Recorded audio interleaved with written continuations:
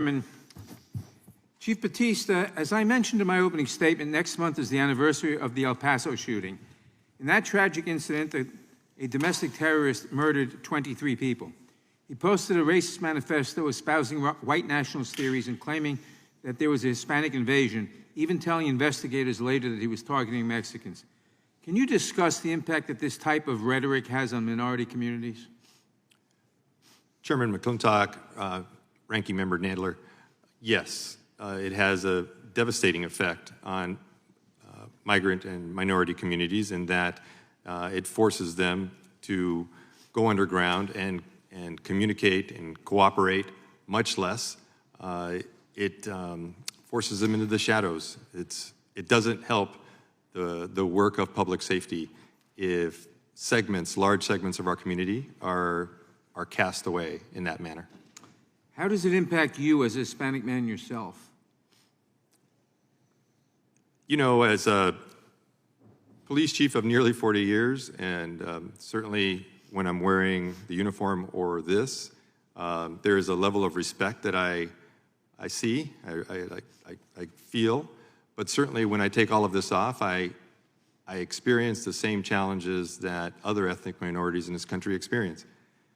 And it informs me, it informs my leadership and my views on how things have to improve.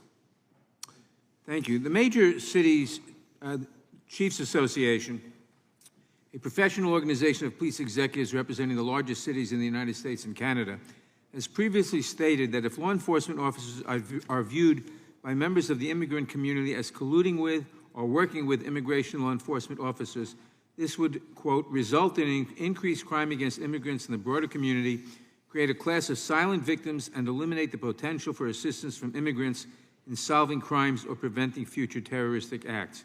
Do you agree with this statement? Yes, sir. Do you think if minority communities, and specifically immigrant communities, feel unsafe, that it makes everyone in that jurisdiction less safe? Yes, sir. And if so, can you explain why? The level of cooperation that we need in order to be successful encompasses the same things that we expect and the way that we do and the way that we're successful in communities across the country. But if we have ethnic minority communities, immigrant communities, where we can't penetrate, where we can't get information, that affects our national security through and through. It is not just people coming from across the border, it is in any immigrant community in this country where we need to understand and better understand what it is that is occurring. And without that information, we are at a deficit and it makes our country less safe. Thank you. In your opening statement, you told a compelling story about how an undocumented individual was willing to come forward and express concerns about his own son to law enforcement because of the outreach you did and the trust you built. Is that kind of story indicative of the positive results you have seen from implementing community trust policies?